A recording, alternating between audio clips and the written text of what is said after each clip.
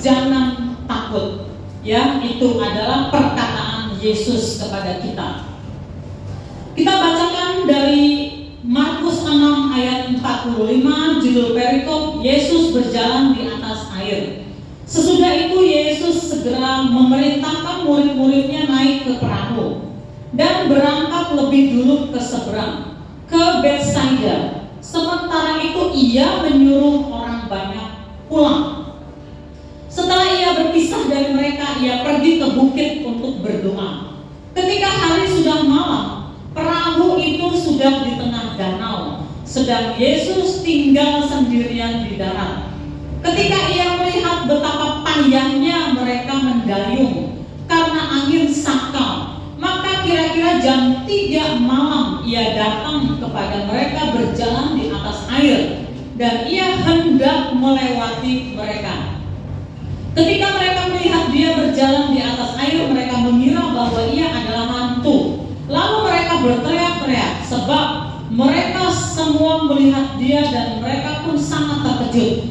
Tetapi segera ia berkata kepada mereka, "Tenanglah, aku ini, jangan takut." Lalu ia naik ke perahu mendapatkan mereka, dan angin pun redalah.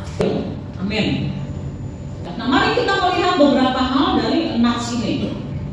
Bapak Ibu Saudara, di dalam kehidupan kita juga sering mengalami tiba-tiba seakan-akan badai menyerang kita, ya, masalah menyerang kita, dan begitu ya membuat kita tertekan. Dan kadang-kadang badai atau masalah yang menyerang kita kadang-kadang bertubi-tubi, berlapis-lapis, ya. Satu masalah belum selesai, datang lagi masalah.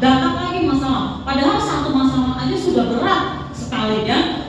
Dari kisah ini adalah simbolik daripada kehidupan kita, ya, simbolik dari kehidupan kita. Pertama-tama, ya, ketika para murid dalam keadaan panik, dalam keadaan bingung di tengah-tengah badai, ya, di tengah-tengah air yang bergelora, ya, lalu mereka melihat Yesus. Benar, itu Yesus. Mereka melihat sosok Yesus. Tetapi di dalam kitab Markus 6 ayat 48b dikatakan ia berjalan di atas air dan ia hendak melewati mereka. Jadi, ya, ketika di dalam keadaan panik, dalam keadaan masalah, Yesus seakan-akan hendak melewati mereka. Dan beberapa contoh di Alkitab juga seperti itu, ya. Kita masih ingat kisah tentang Marta, Maria, dan Lazarus, 3 orang bersaudara, ya. Lalu Lazarus sakit keras, ya. Mereka bertiga sangat dekat kepada Yesus, sangat mengasihi Yesus, dan Yesus mengasihi mereka. Dan ketika Lazarus ini sakit berat dan hampir mati, maka Marta dan Maria mengirimkan pesan kepada Yesus, mengirimkan pesan, dia yang engkau kasihi sakit, Lazarus yang Yesus kasihi sakit. Namun setelah Yesus mengetahui bahwa Lazarus sakit, ya, dikatakan di dalam kitab Yohanes 11 ayat 6, dikatakan namun setelah didengarnya bahwa Lazarus sakit, ia sengaja tinggal 2 hari lagi di tempat di mana ia berada. Ya, jadi seakan-akan Yesus melewati, dikatakan ia sengaja tinggal 2 hari lagi. Ya, dan tentu saja Marta dan Maria panik. Ya, kenapa Yesus nggak datang? Orang dalam keadaan seperti itu 2 hari itu lama, detik demi detik, ya, berharap Yesus datang nggak? Itu Yesus bukan. Yesus tidak ada.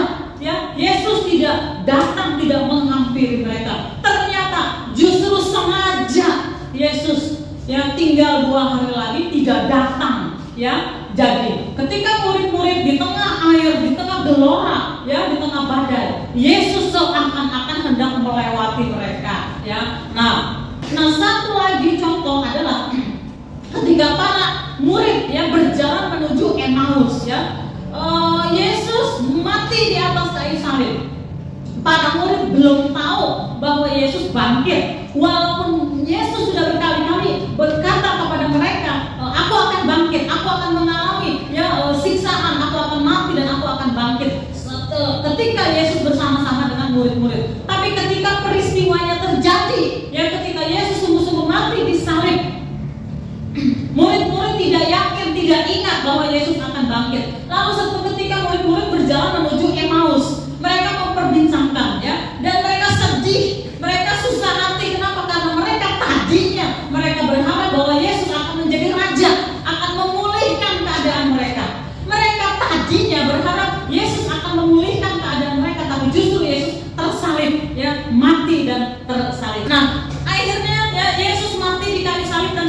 tidak tahu, belum tahu kalau Yesus sudah bangkit. Dan mereka berbincang-bincang berjalan menuju Emmaus ya. Mereka menceritakan kegalauan, keresahan hati mereka, dan mereka sangat sedih, mereka sangat susah hati ya. Mereka sangat susah hati. Dan ketika mereka dalam keadaan yang bingung, kesusahan hati, tidak berpengharapan ya. Karena satu-satunya Yesus pengharapan mereka sudah dikubur, sudah mati. Mereka berjalan, ada seseorang datang menghampiri mereka. Mereka tidak sadar bahwa itu adalah Yesus. Ya, Yesus bercerita, Yesus berkata-kata, hati mereka berkobar-kobar. Hati mereka berkobar-kobar. Dan dalam keadaan hati mereka berkobar-kobar, dikatakan di dalam kitab Lukas 24 ayat 28, mereka mendekati kampung yang mereka tuju. Lalu ia berbuat seolah-olah hendak meneruskan perjalanannya.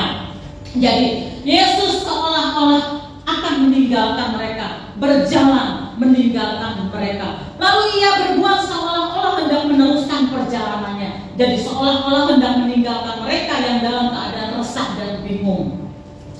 3 contoh ya. 3 contoh ini bahwa di dalam badai, di dalam kehidupan manusia, termasuk di dalam kehidupan kita, kadang-kadang Tuhan izinkan kita dalam kemelut, dalam badai, dalam masalah yang berlapis-lapis, dan seakan-akan Yesus meninggalkan kita, seakan-akan Yesus tidak mendengar, seakan-akan Yesus mengabaikan kita. Kita berkata, Tuhan, Tuhan, kapan Tuhan? Tuhan, mengapa Tuhan? Mengapa Engkau tidak datang, tidak menolong aku, tidak memberkati aku? Dan seakan-akan Tuhan melewati kita. Ya, kita lihat orang lain ditolong, orang lain dihampiri, orang lain ditolong, sedangkan kita seakan-akan kita dilewati begitu saja. Kok Tuhan lupa sama saya? Tuhan peduli kepada mereka, Tuhan menolong mereka. Mengapa saya masih begini aja? Nah, saudara, di sini kita belajar bahwa kadang-kadang ya Tuhan memang membiarkan kita seakan-akan kita tidak ditolong. Padahal kalau kita lihat ending dari kisah yang kita baca tadi ya, kita lihat endingnya bahwa Yesus menolong mereka, bahwa Yesus menyembuhkan Lazarus ya, bahwa Yesus ternyata akhirnya bersama-sama dengan para murid yang menuju ke Emmaus, bahkan makan bersama-sama dengan mereka dan menyatakan dirinya. Dan di dalam badai tersebut ya, ternyata Yesus menghampiri mereka. Endingnya Yesus berkata, tenanglah, aku ini, jangan takut. Endingnya Tuhan Yesus berkata, tenanglah, ini aku, jangan takut. Jadi buat kita semua, kalau saat ini, kalau ada waktu-waktu kita merasa sendiri, kita merasa masalah kita berlapis-lapis, kita merasa kok kita belum ditolong, orang lain sudah, kita merasa kok Tuhan Engkau tidak mendengar aku, kok aku dibiarkan dalam kesulitan. Dengarlah perkataan Yesus yang berkata, tenanglah, ini aku, jangan takut. Tenanglah, ini aku, jangan takut. Itu firman Tuhan buat kita pribadi demi pribadi. Amin.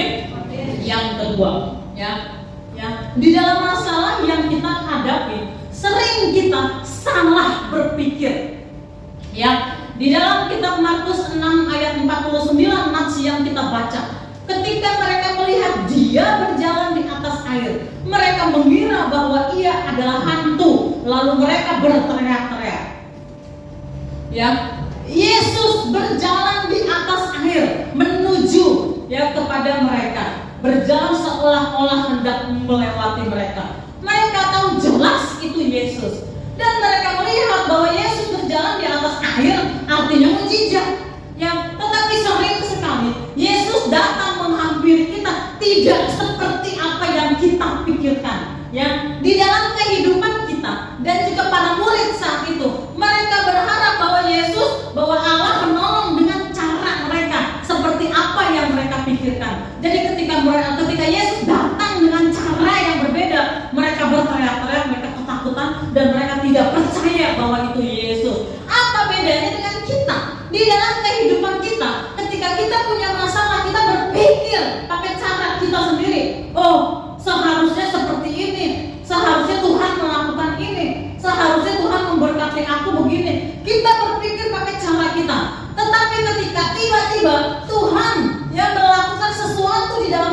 kita. Sebetulnya Tuhan ingin menolong kita, Tuhan ingin memberi mujizat, tapi kita nggak yakin, kita nggak percaya. Kita tidak percaya, masa sih begitu? Apa iya? Nah, kita tidak percaya dengan cara Tuhan.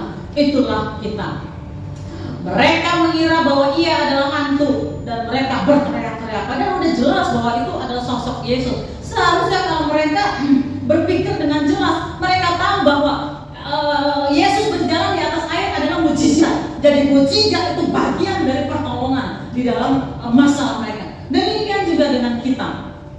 Ya, oleh karena itu seperti yang kita bahas ya minggu lalu dan minggu lalunya lagi, ya kita harus belajar tenang berpikir di hadirat Allah, supaya kita mengerti maksud Allah, supaya kita mengerti pesan Allah, dan jangan kita salah.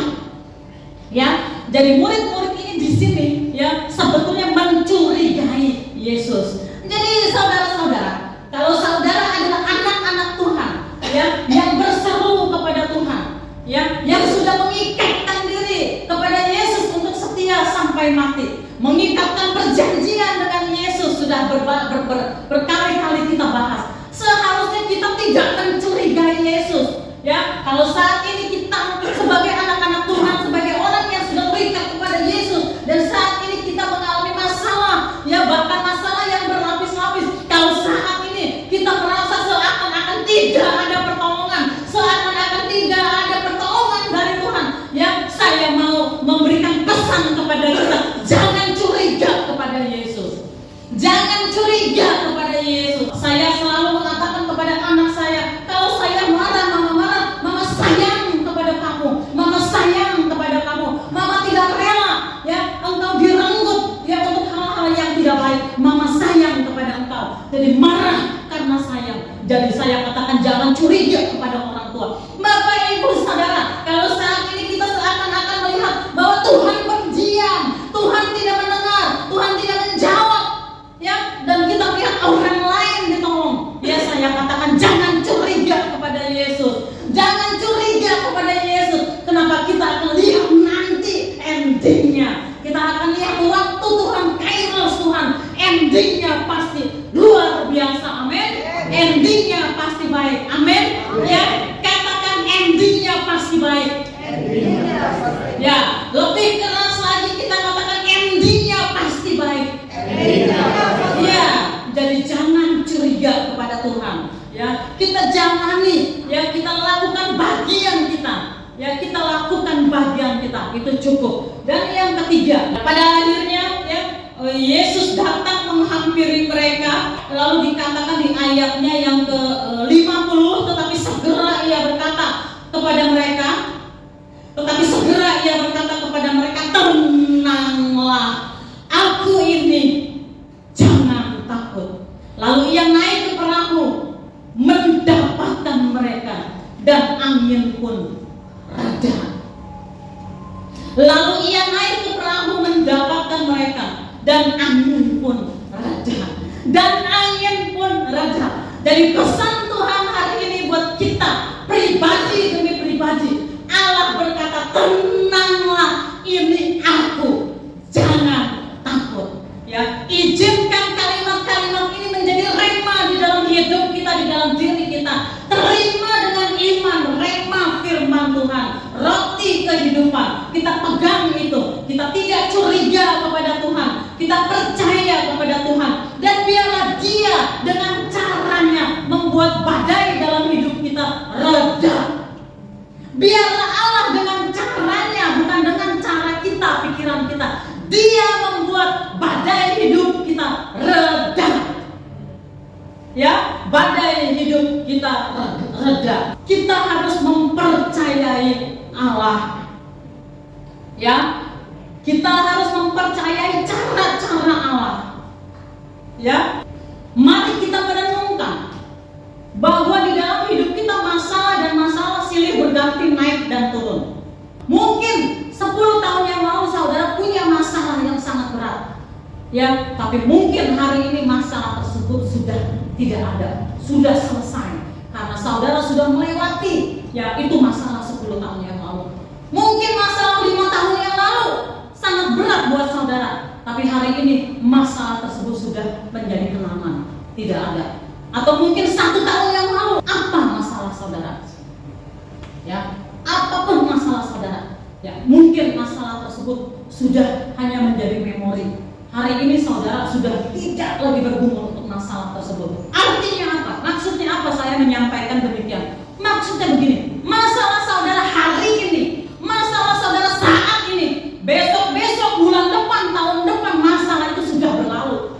Masalah saudara pasti selesai, amin. Masalah saudara pasti selesai, amin.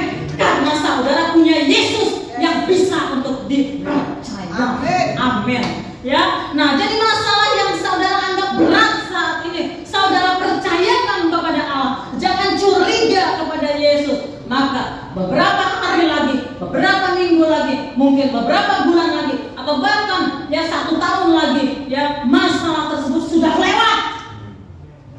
Ya hanya tinggal kenangan. Saudara bisa mengingat dengan ucapan syukur kepada Allah. Ya, jadi jangan ada seorang pun yang merasa putus asa. Jangan ada seorang pun yang merasa, Tuhan mengapa engkau tidak menjawab aku. Jangan ada seorang pun yang curiga kepada Tuhan. Tidak, dia layak untuk dipercaya. Bahkan Tuhan berkata, aku Tuhan bukan manusia sehingga aku berdusta. Aku Tuhan dan bukan manusia sehingga aku berdusta. Artinya apa? Aku Tuhan gak mungkin berdusta. Kalau manusia bisa berdusta, tapi aku Tuhan tidak mungkin berdusta karena aku bukan manusia. Ya, jadi kita mempercayai Tuhan. Jadi itu saja yang saya sampaikan pada hari ini. Firman Tuhan berkata, tenanglah, tenanglah, aku ini, jangan takut. Amin. Kita tunduk kepala dan kita berdoa.